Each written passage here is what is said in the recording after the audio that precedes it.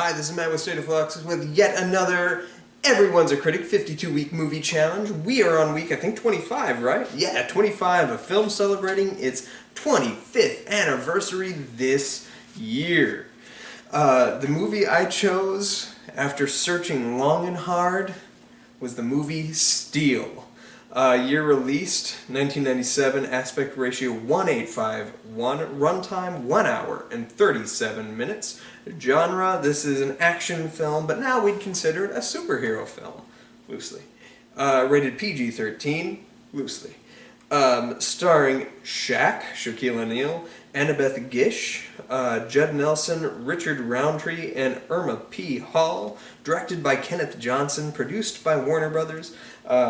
Written by Kenneth Johnson, music by Mervyn Warner, awards received, a Razzie for Worst Actor, but only a nomination, no wins. So Shaq did not win or take home that prize. Why did I choose this particular film? 1997 is one of my favorite years of cinema.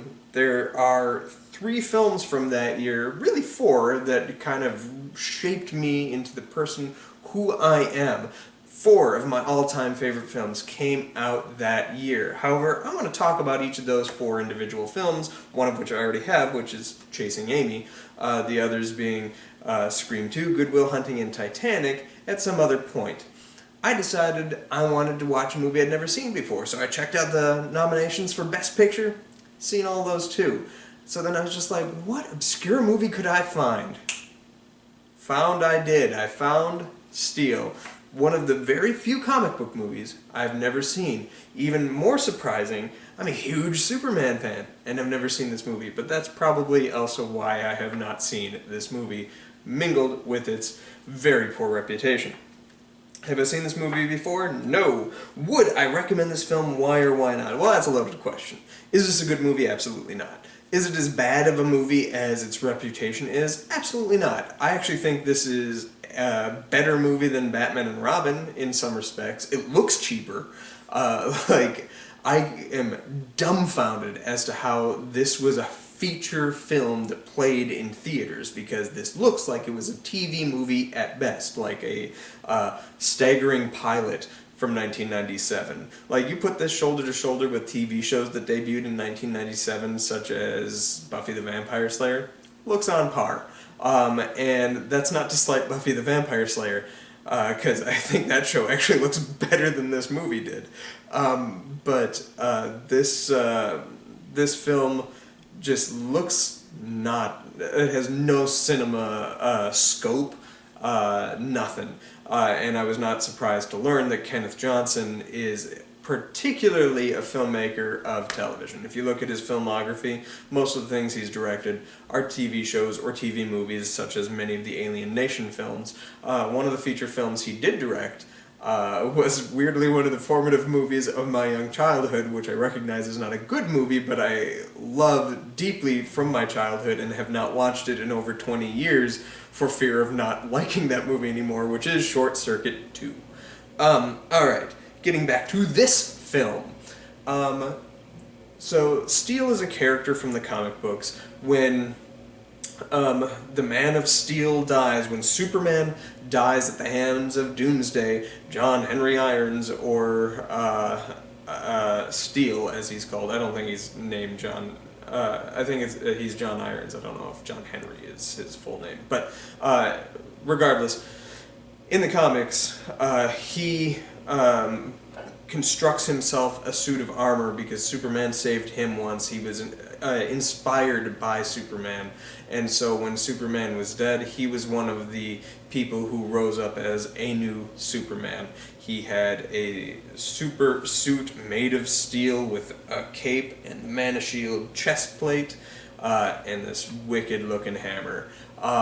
What you get in this film is not that by any stretch of the imagination. They actually take out pretty much every aspect of what makes this character interesting from the comic books, but the character that you get is sort of likable enough. Shaquille O'Neal is not an actor per se, but he's not bad. I think he has a better screen presence than say, Michael Jordan did a year prior in Space Jam. I think this guy can hit his comedic beats. He speaks a little more personably and real. He just can't really hit the dramatic moments. And one of the things that I found interesting while researching this film was that they couldn't find a stunt double his size. So Shaq had to do all of his stunts himself. And it shows. This dude's not a stuntman, and he's not necessarily gifted with the physicality. Like, he's a great physical threat on the basketball court, but to do an action scene, the mobility you need and that requires for that, he just does not have.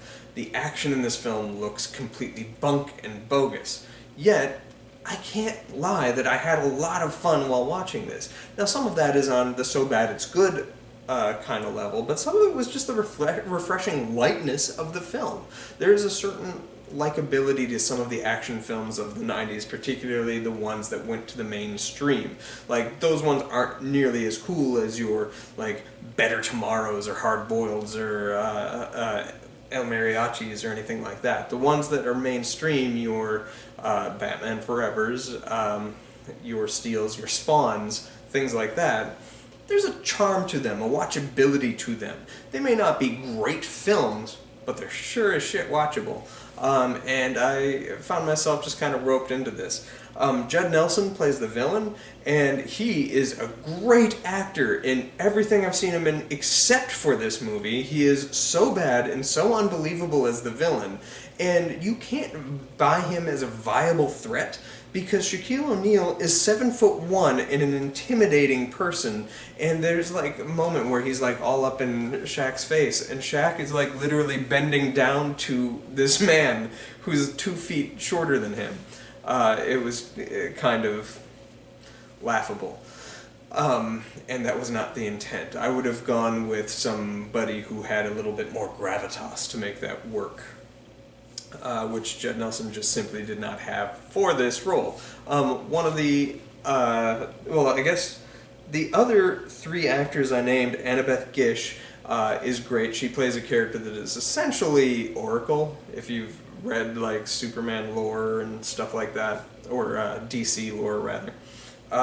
She essentially plays like the Oracle kind of character. She's a woman who gets severely injured and is confined to a wheelchair, but is able to reach out to the superhero and kind of guide him in his superheroing. Richard Roundtree plays like the Alfred character to Shaq, and I think he's called like Uncle Ben, maybe? Is it Uncle Ben? Or am I confusing that with, I don't know. Anyway, I think he's Uncle Ben. He is really good. He's very refreshing every time he's on screen, and Richard Roundtree is a very good actor. Then you have, as Shaq's mom or grandma, I can't quite remember the personal relationship, Irma P. Hall, steals every scene she's in. She's sweet as sin. So yeah. Do I recommend this movie for being a good movie? No. Do I recommend this movie for being a bad movie? Kinda. It's not great, but I think you could have fun while watching this movie. Partnered this with Batman and Robin, which came out the same year, or hell, even Spawn, which came out 2 weeks earlier than this film, and have yourself an black superhero night. You'll have a lot of fun. Okay. Which character were you most able to identify with or connect with, and in what way? I really like the Annabeth Gish character. She, the Oracle character, was good. I like that they didn't really ever lean into a romance between them. It's a purely platonic friendship, and I think we should get more representation of that in film, and I was impressed that that was in this. Now, maybe it's because they couldn't sell a Shaq romantic lead kind of angle, but that worked for me. And then I also liked Richard Roundtree's character. As I say, he's really fun. Best line or most memorable quote? I have 3 for you. 2 of them are from Richard Roundtree, and they are just the worst things. So, one of them was, well, I'll be dipped in shit and rolled in breadcrumbs. Nobody in the world would ever say a line like that, but he did, and he did it convincingly, and I applauded the screen. Um, and the most, like, eyeball induced, or like, eye roll inducing moment for the movie was when they were building Shaq's suit, and then the Alfred character gives him the hammer, and he goes, "I did the ironwork myself. I especially like the shaft." He played Shaft in the old film, the original Shaft movie. Richard Roundtree did. However, if you didn't know that, and after coming off of a film like Batman and Robin, which was so like homoerotically charged, I especially like the Shaft line. Made me giggle. And then lastly, the even bigger eye roll moment was so fantastic. This joke lands with such a thud that it like kind of hurtles itself back around the sun, loops back on you, and it had me laughing for like 5 minutes straight. I had to pause the movie. And it was Shaq is in this vehicle, this like motorcycle thing, and it goes and hides, and he goes into like this little cavern kind of thing made of junk. And the cops who are chasing him can't find him. And one of the cops goes, "Where did that son of a buck go?" And the other one goes, "The Bat Cave." And to which the camera cuts back to the first cop who asked it, who just has, for about 10 seconds, looking straight at the guy, the most like, "That's not funny" expression. And you as an audience member also is going, "That's not funny." But the camera lingers on his reaction of "that's not funny" for so long, it just hurtles it around the sun, comes back at you, and I was dying for minutes. All right. Were you surprised by the ending, and what would you do differently? Was I surprised by the ending? No, these movies kind of have a formula, they even did back then. What would I do differently? Make it cinematic on some level. Like, come on, guys, this makes, like, to say that this is not the quality of a feature film is one thing. To say that this is of the quality of television of the time is really kind of slighting the qualities of television of the time. If you watched any episode of 1997 Hercules' Legendary Journeys or Buffy the Vampire Slayer, the fight choreography and the action that you get from those in Xena Warrior Princess is considerably better than any moment in this film. What I would do differently is take the time, shoot the movie, and try to make it as dynamic as you can. Do you feel this film shows as well as it did when it was released 25 years ago? Explain. I think time has helped it on some level. Like, back when it came out, this was easily the worst thing that DC had ever done. I would argue that I had more fun while watching this than I did while watching Superman 3, Superman 4, or Batman and Robin. However,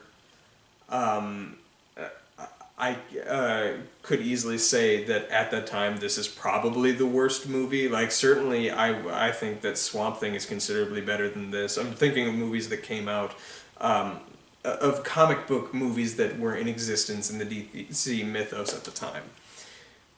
Looking at it now, I don't have any egregious problems with this outside of the fact that they take a Superman property and basically strip the Superman out of it, but I'm kind of used to that. I've seen the Snyderverse. The Superman that's there is not the Superman from the comics. He may look a hell of a lot like him, but his characterization is not. And it's not as egregiously awful and irredeemable as something like Suicide Squad. So, or even like Jonah Hex, or Constantine.